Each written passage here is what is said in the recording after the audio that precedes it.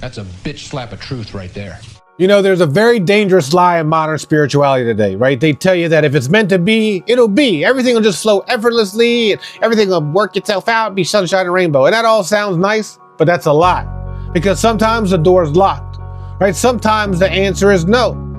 And Jesus told us a story specifically for the people who are ready to quit. And he introduced this with one line. He says, to pray and not faint. He didn't say pray and relax and just chill, right? He said pray and don't pass out. Now, the full story is a little bit shocking because Jesus compares God to a corrupt politician. He tells us about a judge in a city who has not feared God and neither regarded man, right? This is a cold cat, right? He's heartless. He don't care about justice. He don't care about nothing but getting some bread and getting a lunch break. And then there's a widow, right? She has no money, no husband, no influence, no nothing. She is the definition of powerlessness, right? But she ends up coming to the judge and says, avenge me of mine adversary. And the judge just ignores her and brushes her off.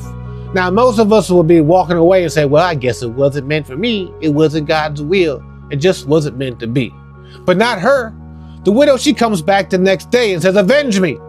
He locks the door. She waits for his ass outside. Avenge me. She interrupts his dinner. She follows to the car. He goes everywhere where she can possibly get a hold of him. She becomes a nightmare. She applies what you could call the law of friction, right? So then finally the judge breaks down, right? He ends up listening to his internal monologue. He doesn't have a change of heart. He just has a change of comfort. And he says, though I fear not God, nor regarded man, but this widow's become a pain in my ass. So I'm going to go ahead and do what I got to do for her so she'll stop coming around and leave me the hell alone.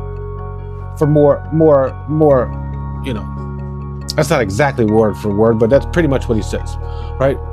So he gives her exactly what she wants, not because he likes her, but because she refused to leave. And so what's the lesson in this? This is the lesson that the judge represents the subconscious mind, because the subconscious mind and God is impartial, right? It doesn't care if you're a good person. It respects one thing, and that is consistency. Right? It resists change and it ignores those first few affirmations and those first few attempts of trying to change. It wants to see if you're serious.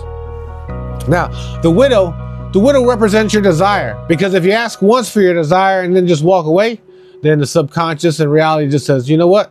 I guess I didn't really want it, so I ain't gonna worry about it. But if you return day after day, regardless of evidence, the subconscious mind will eventually say, fine, you know what?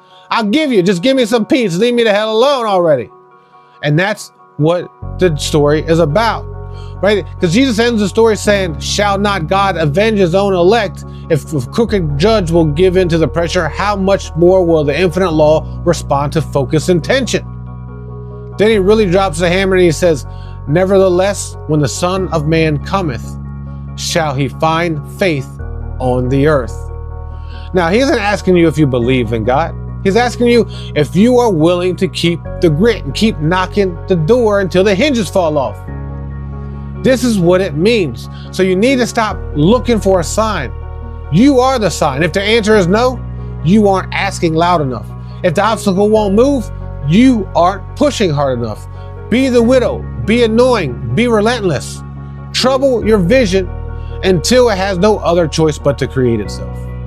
Today, I choose power. Today, I choose purpose. Today, I choose to take a small step towards the life I was meant to live. Follow, like, and subscribe for more Bible and spiritual deep dives. That's a bitch slap of truth right there. Believe in us.